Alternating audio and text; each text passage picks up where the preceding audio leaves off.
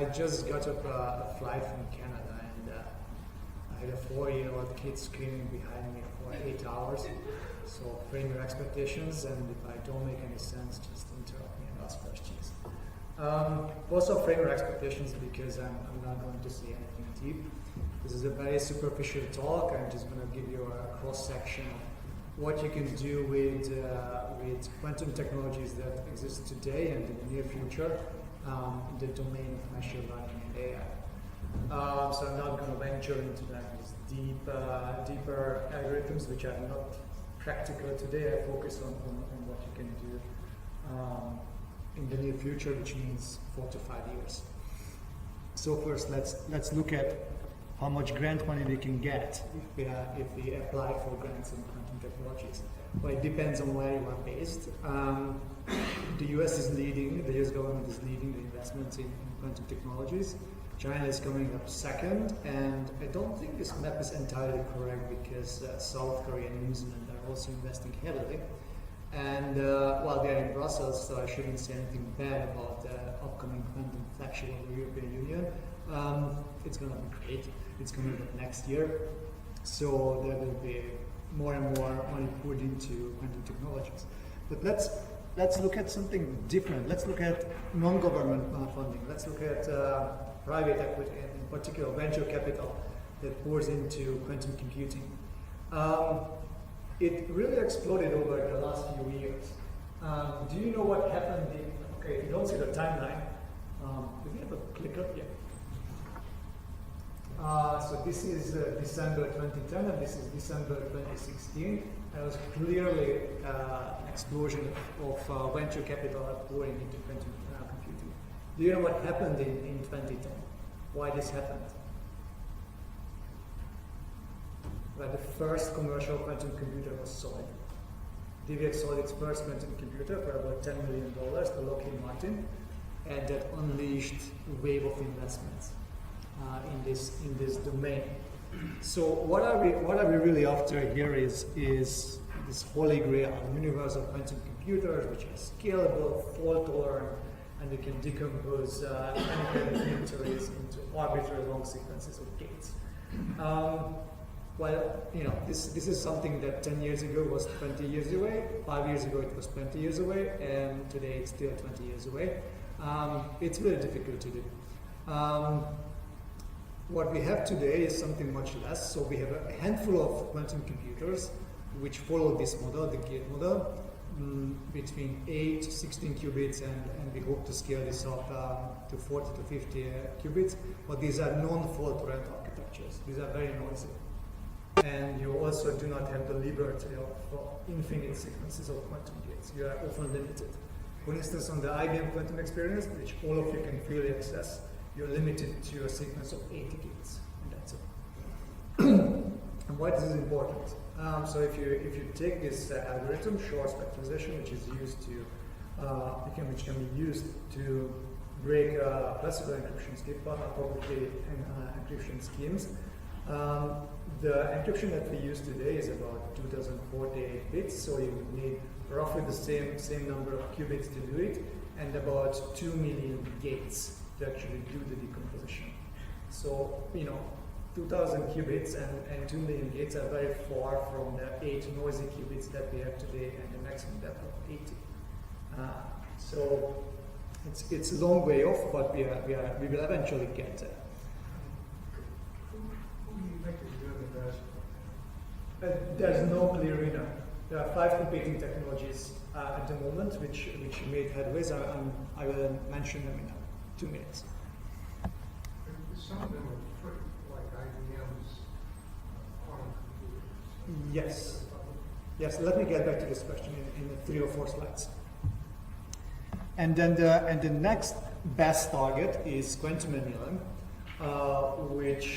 where quantum physics offers you a neat trick to solve optimization problems. So in principle, you can solve an easier optimization problem, say a convex problem, get to the global minimum or the ground state of the system, and then slowly change the parameters of your optimization problem to reach the target optimization problem that you actually wanted to solve.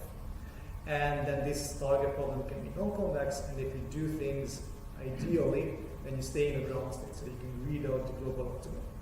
So this seems like a fun shortcut to solve NP hard problems faster, but that's not true. Even if everything is ideal, so your physical system does not have noise and you are actually at 0 temperature, you still have to obey speed limits.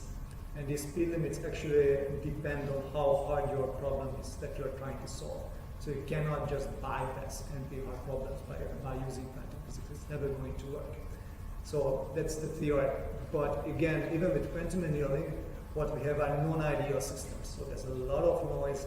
We don't do annealing at 0 temperature, and we definitely anneal too fast. We violate all speed limits. So this technology, to make it ideal, is still, again, a good 10-15 years away. But again, we have annealers which are good for something. What that something is, you will see shortly.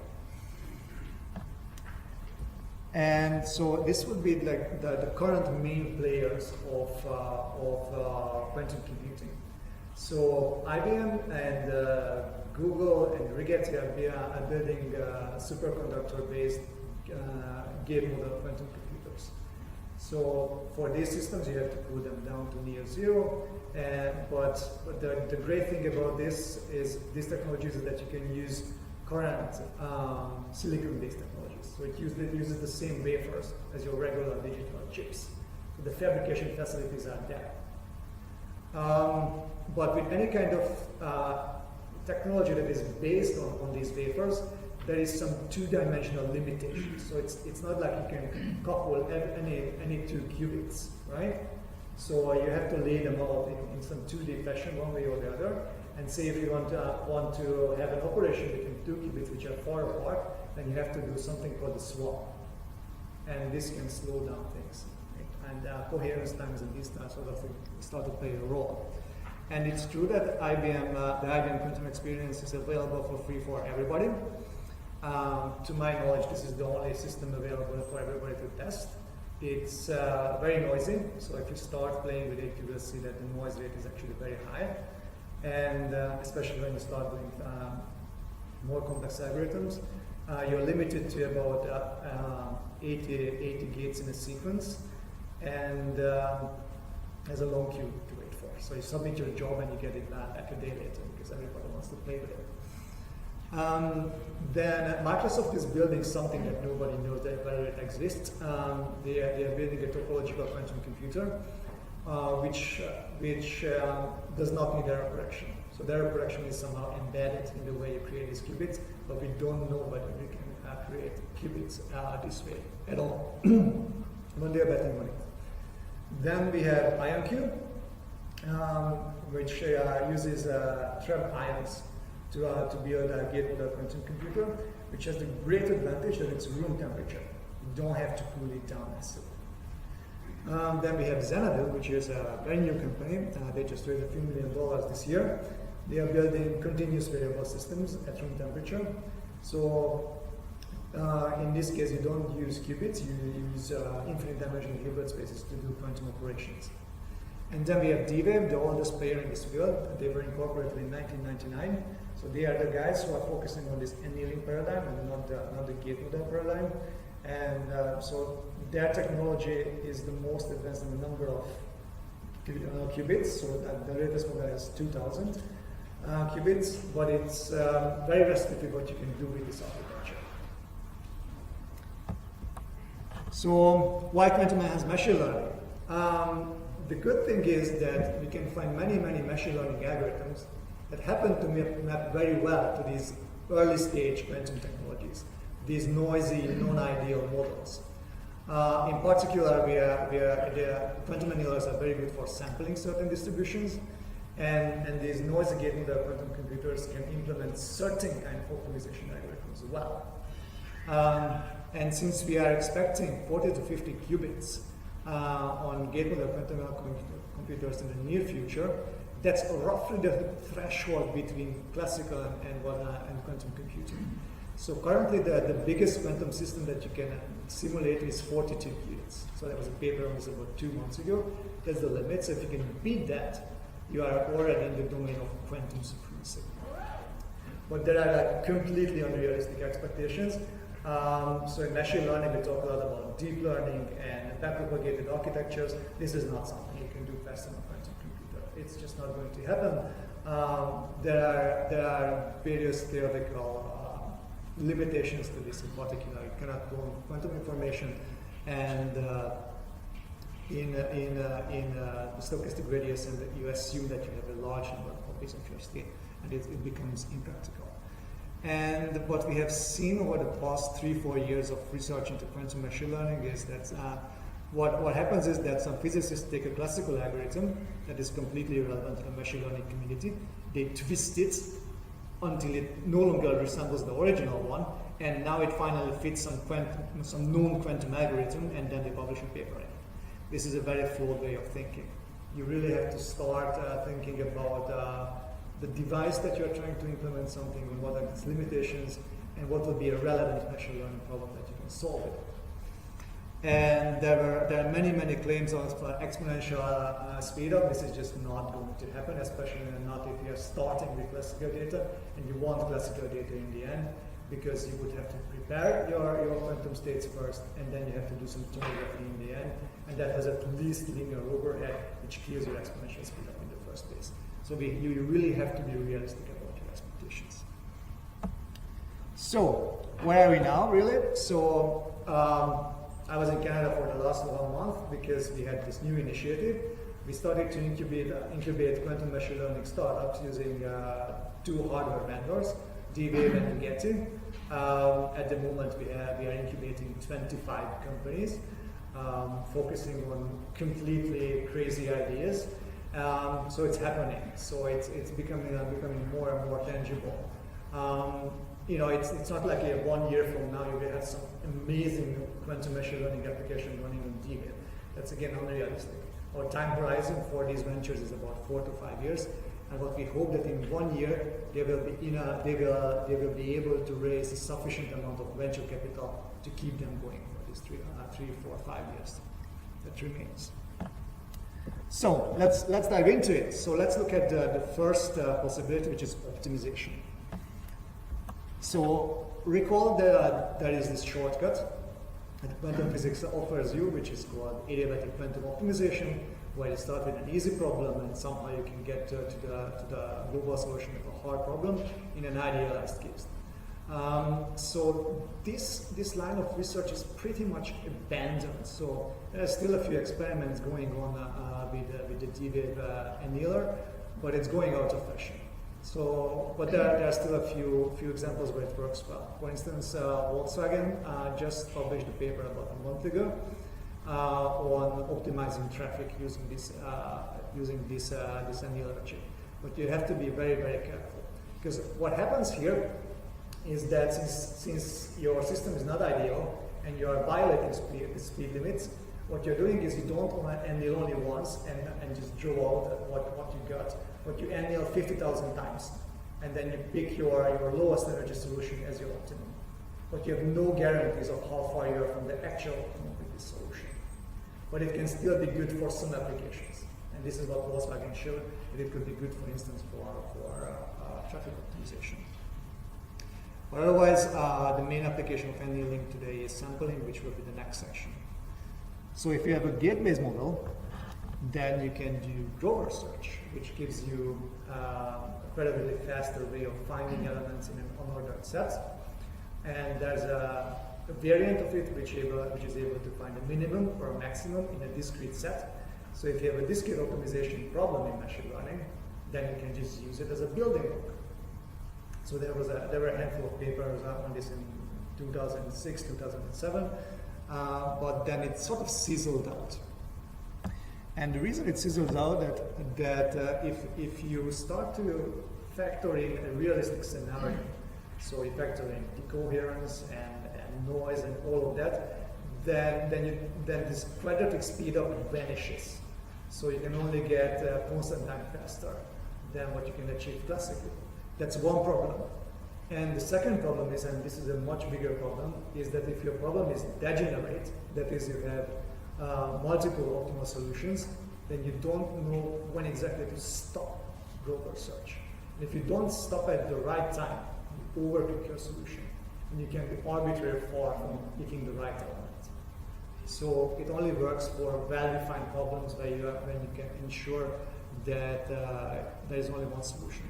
And again, extensions to Grover search which can factor in this, that your problem might not be that your problem might be degenerate, but you keep losing more and more of your guaranteed speed up, and if you factor in the coherence, it becomes impractical. So what's practical though is if you take noise seriously, then there is this optimization algorithm called quantum approximate optimization. It again looks at discrete optimization problems in machine learning and other domains, and it works very well on these noisy models like the Vrije provides and what IonQ provides. So this is something that you can start using today. And one of the conjectures is that this search, this optimization will give you one of the first examples of quantum supremacy. So once you scale up to, say, 50 qubits and you run this algorithm, then you might be able to actually prove that you can find things faster than on a classical computer. But that's about optimization. So let's look at sampling. Sampling really is the main application area of quantum technologies today. And to see what it means, let's start with the completely classical Ising model of spins. So we have nearest neighbor interaction between spins, and imagine that you set the couplings between the different spins, and you have some external magnetic field that can also influence how the spins align. And you fix some temperature. Then if you want to do some classical simulation of this, you want to find the equilibrium state, how the spins would look at in the equilibrium state. And what you would do classically is you run some Monte Carlo method, right? So you say, you keep sampling, you flip one spin, and you look whether the energy landscape, whether your energy decreases. If it decreases, you accept the new configuration and you do for the next change of field. And if it doesn't decrease, then depending on the temperature, there's still some probability that you accept it. Because at higher temperature, you allow more fluctuations, right? If you keep cooling it, then you only allow decreasing the energy of the system. So that's what you would do classically. And basically, this is what you can do in the hardware, pretty much. So what the D-Wave architecture looks like is this funny-looking graph, but it's actually an Ising model that you have just seen, but it's not nearest neighbor interactions. The interactions are defined on this odd-looking graph. So these are all pairwise interactions, and there are these longer range pairwise interactions between. So this is called a unit cell, and then unit cells connect in a particular way. And so when you do this annealing, and you draw with your 50,000 sample, instead of picking the one with the lowest energy, you can keep all 50,000 of them. And it turns out that it approximates exactly the distribution of this Ising model with this connectivity in the thermal state at a given temperature. There are some problems. So for instance, you don't exactly know what temperature it is, you have to estimate it, and it's not a pure thermal state, not a pure Watson distribution that you're sampling, but they can be purified into it. So there has to be some classical post-processing. But basically what this hardware does extremely efficiently is sampling the Watson distribution. So now comes the question, why can you use this? Like, why would you need a $50 million quantum computer to sample a Watson distribution? And the answer is really Watson machines. So Watson machines are a very old type of neural network. So they go back to the 80s, which is the same way as feed-forward neural networks go back to the 80s. And they were largely neglected for the past 30 years. Just the same way as feed-forward neural networks were neglected until GPUs enabled them. So basically, this sampling method enables the training of Watson machines. So the training of the Watson machines includes a sampling step, for which we classically use the heuristic, which we did, but in exchange we got very bad Watson machines. And now you can use actual sampling to train them, and you get very high quality Watson machines. And the good thing about Watson machines is that you can also stack them, so you can make them deep. And it turns out that you can do the exact same type of automated feature extraction in an unsupervised fashion that you would do on a usual deep learning network, but without labels. So That's pretty powerful, plus they are quintessentially generative. They approximate the probability distribution, and this is something really hard to do with your usual backpropagated architectures. Okay, so this is just what I explained now. So in like ideally, this is what you would do in an area with quantum optimization. You would somehow find the global optimum, but instead you get this distribution of thermal states, and that's what you draw samples from. But that's not the only pathway to do sampling. So fine, you have your quantum annealer, which has 2,000 spins as of the latest architecture, or 2,000 qubits. But if you have a gate model quantum computer, you can do the same thing as well. So there are all sorts of protocols of preparing thermal states and then just sampling that with usual measurements. And the cool thing about it is that it offers you an exponential advantage in the approximation error of the thermal state than classical algorithms. So there is something exponential going on here.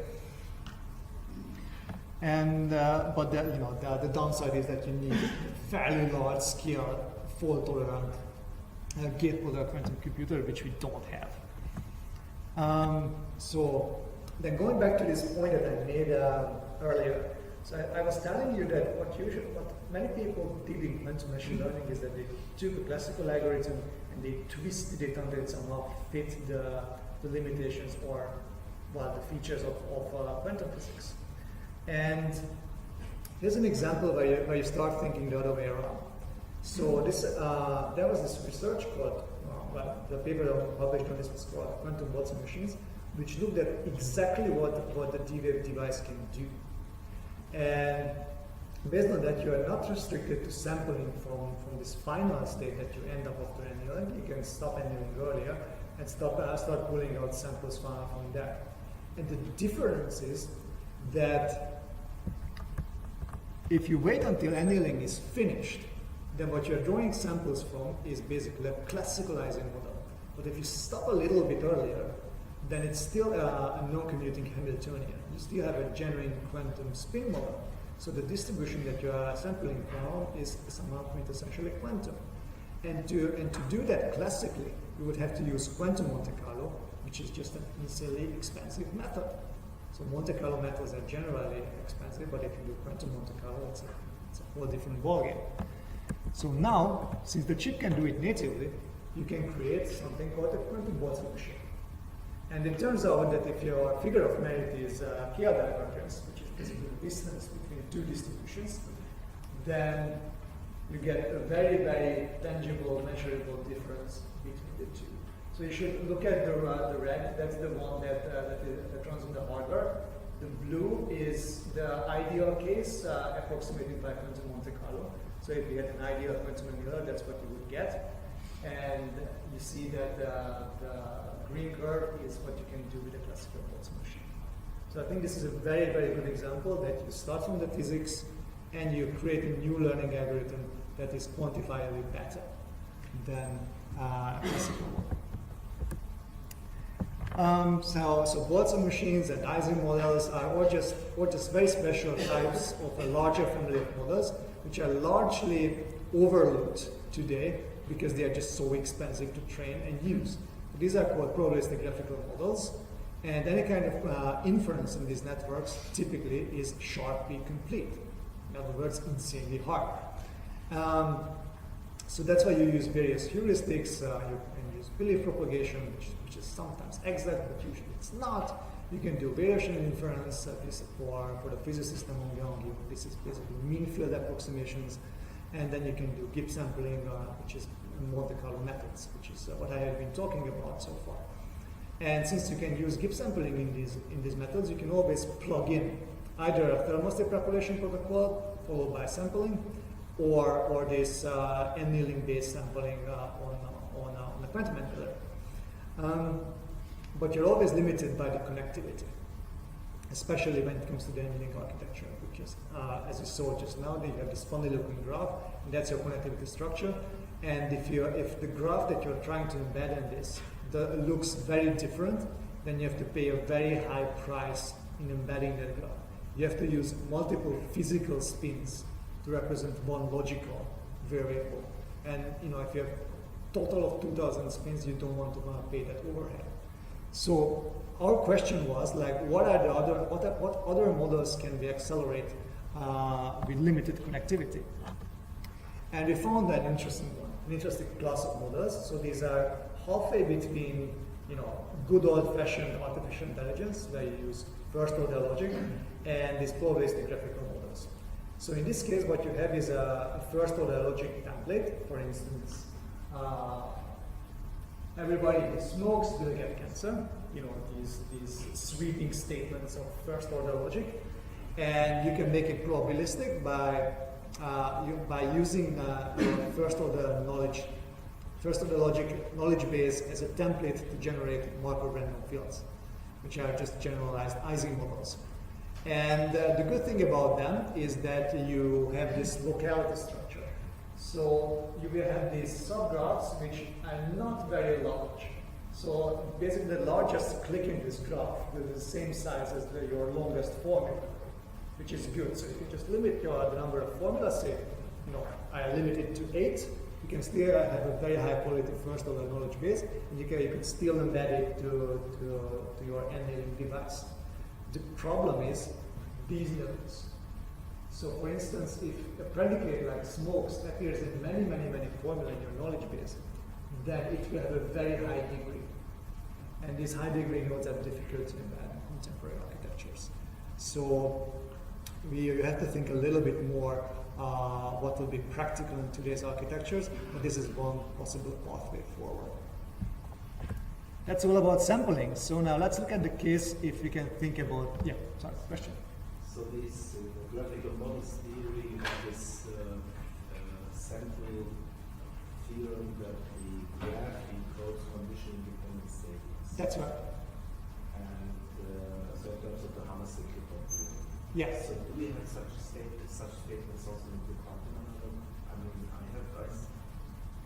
your presentation gives the impression that everything goes through if you translate it to the quantum world, but I don't. Yes, I see what you mean. And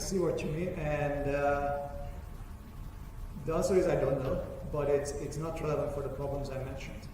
Because in the problems I mentioned, it's relevant in the sense that in Gibbs-centric you do compute conditional probability distributions. That's right.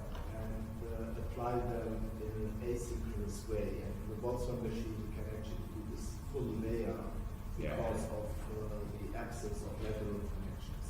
That's the reason why the Boltzmann machine has been considered. So Classically. So this updating using conditional probability distributions while doing the Gibbs sampling, is that something that you can do also in the quantum context? All right. So you're not. So for instance, on this annealer, if you have a fully connected Watson machine, it has the same efficiency. So you're in that sense you're not restricted. So many of these So the reason why we do this restricted Watson machines is to basically have an efficient way of doing the update step in contrast to divergence and the positive and negative phase of the training of the Watson machine. But since you're drawing samples from the hardware, that's not a problem anymore. So the only price you are paying here is the graph embedding, because then you have to embed a fully connected graph, which is expensive.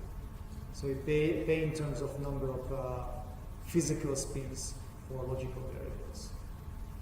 But otherwise, the actual connectivity doesn't matter. Did I answer your question? We can discuss. Okay. Well, the point, because the way I understood your question first was something slightly related. It's always a classical probability distribution that we are trying to approximate. And I thought, yeah. Okay, so moving on to the case where we have quantum data. So now we no longer want to start with classical data and end up with classical data. We afford the luxury of starting with a quantum state and ending up with a quantum state. So basically, this is the domain where you can expect an exponential speed up 20 years from now. Definitely not now, because you need fault to run gate model quantum computers, and the vast majority of quantum machine learning literature focused on this paradigm, which is not particularly pragmatic at the moment. And the core algorithm here is a quantum matrix inversion, which is a subroutine developed in 2008. It's also called HHL algorithm after people published this algorithm, and that's it. So in many cases, people just map a machine learning problem to matrix inversion, and suddenly you get an exponential speedup. But where do you get quantum data from? Well, I think the most straightforward way of thinking about it is if you run some quantum simulation. So there was this paper again about 2 months ago on having a 51-atom quantum simulator, right? So whatever happens there is a quantum state, so it's a perfect source, at least from a theoretical perspective for these algorithms. So in principle, you can have some quantum reinforcement learning algorithm where you control a quantum system or a quantum simulator with a quantized reinforcement learning algorithm, and you sort of drive the simulations this way. It's a little bit hand-wavy, but this is how it works. So I really think that this will be a big thing once we have more Photonic quantum computers than today. So what you see here is you have a quantum agent and a quantum environment, and they can interact in some shared register, right? So above this line, everything is it's a closed quantum system. So you have to obey unitary evolution and all of these constraints. And you can prove that if you start sampling what happens in the register with some classical resource, then the maximum speed that you can achieve compared to a classical learner is a Grover-like, so it's a quadratic speedup. But still, this is a very interesting paradigm to explore, for instance, in driving quantum simulations, or even error correction, and just making quantum computers more scalable. This would be very, very relevant, and it's a good few years off. So that's about it for a high-level overview. If you are interested, then we just published a paper 2 weeks ago in Nature on quantum machine learning. It's very high level, so it's just 4 pages. It should be easy to understand for a complete outsider. The main applications today are optimization, particularly when it comes to this quantum approximate optimization algorithm, and not so much about annealing. And for annealing, the main application is sampling. There are more and more applications on this. This is the most scalable model at the moment, and hopefully one day we will get to the point where we can learn on quantum data. And this year we have 4 more conferences, or 3 more conferences this year, and then another one next year that focus on the interaction of AI, machine learning, and quantum physics. So watch out for them. And I mentioned that we are incubating 25 Cuma startups in Toronto, but they will be officially unveiled in 3 weeks. So watch out for those too. Thank you very much.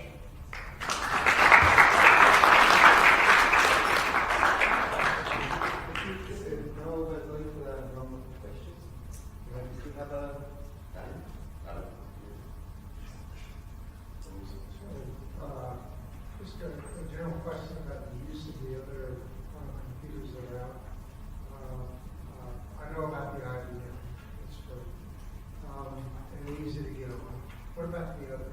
Do you have to pay? Do they accept researchers? We get access to researchers for sure. So Vrije is very open. You can basically download all the source code that you need to get started. You can run a virtual machine on your computer, which also incorporates more models that they use for testing. And if you're an academic, then they welcome you to run actual benchmarks on the computer. So it's an 82 bits at the moment. It's superconductor transport technology. To give you a few rough figures, they have above 90% fidelity for single qubit gates, and they have about 70% fidelity for 2 qubit gates. And they are very interested in benchmarks against the IBM because that's what is accessible. Microsoft doesn't have any hardware at the moment because we don't know whether anything capable exists at all. I don't know when Google will unveil their QPU. They promised the end of this year. And then there might be a speaker, I don't know. For debug, it's difficult. So if you want to pay for it, you apply one. It's $2,000 an hour. Yeah. And they are not so open.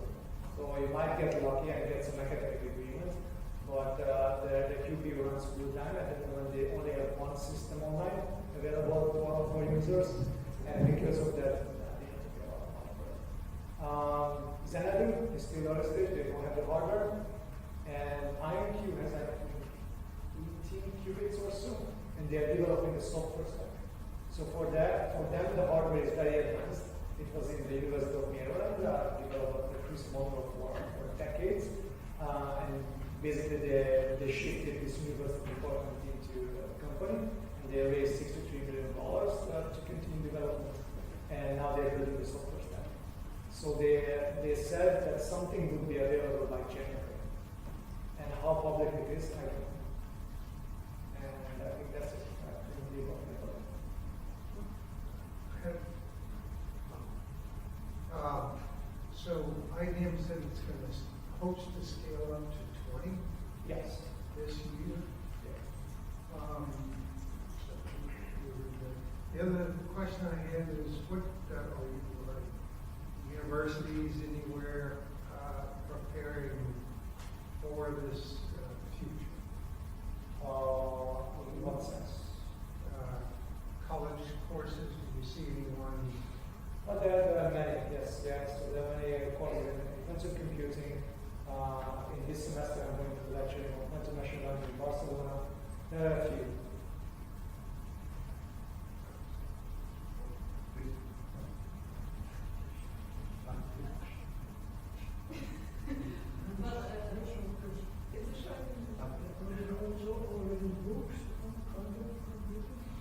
On quantum computing, oh, there are tons. So there are, I don't know, about 4 good ones at least, and there are many not so good ones. The best one is still the first one, which is Quantum Information and Quantum Computing by Nielsen and Chuang.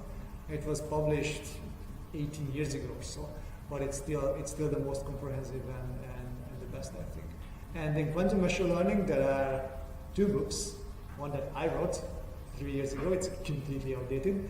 And there's a second one which came out in January. It's misleadingly, it's called Quantum Robotics.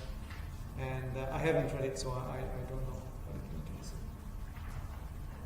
Thank you very much for that. I have one, I really would like to tell you that I love machine learning, and now since I'm coming to quantum, it's one of my biggest interests. So one thing that's always puzzled me is data. How do you manage data in the superposition? How do you store it? Even the fact that when you, for instance, have a machine learning algorithm, when you have to access the data, it would somehow imply a measurement which would destroy the superposition. So is it, my point is, how quantum machine learning is feasible given this barrier of having to access the data in order to treat it? So for these first 2 examples that we have in this summary, you start with some completely classical stuff and you get classical things out. So for sampling, what you're setting is completely classical weights in the Eisenhower, and then you let the dB vanilla do the rest. Okay? And for the quantum approximate optimization algorithm, which is this crazy long name, again, it's a hybrid classical quantum algorithm. So again, the way you formulate the problem is fully classical, and then you let this subroutine do the background work. But if you are looking ahead in the future, it's a huge problem how you prepare a quantum state, because some quantum states are easier to prepare than others, right? And it's a research problem which quantum states are easy to prepare and which are not. In principle, you can't just go and create a full superposition of all exponential data. That's unrealistic. So, and then again for tomography, there are certain states which are easier to tomography than others. it's again a research problem. So there are certain states for which we can learn what it is fairly fast, but then others we might need an exponential amount of resources just to learn what it is. So if we move the future into a really quantum computing machine learning approach, the storage and processing of that would have to be classical actually. It depends. So there are some clever tricks. So for instance, if you go back to this this scheme, you know, you have a classical sampler put in the middle somewhere. And what you're going to do is you always measure some register just to see whether things are going well. And that's enough, and then you don't have to collapse the whole system, right? Just some sanity checking.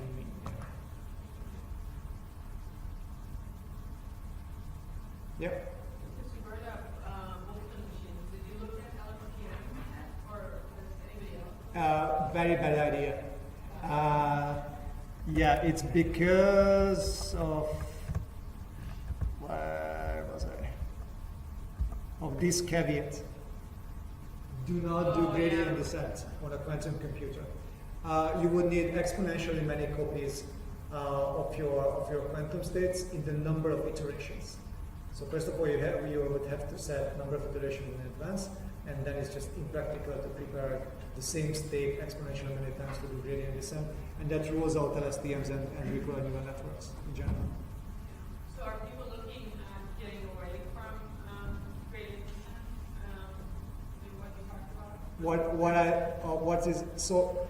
First of all, like let's not abandon what we are already efficient at. So I think we should keep convolutional neural networks and LSTMs.